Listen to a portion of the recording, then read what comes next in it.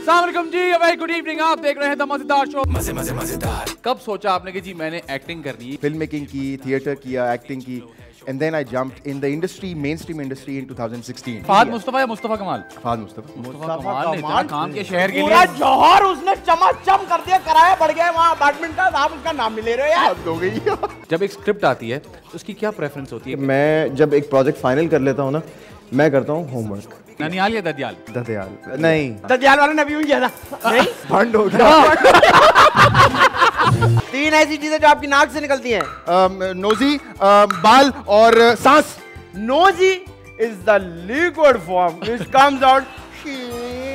3 ऐसी चीजें जिसमें आप उंगली नहीं डाल सकते। I was gonna say आधी।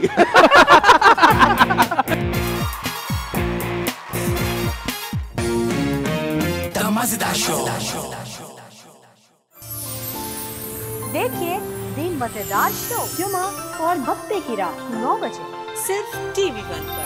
आपसे रिश्ता है प्यार।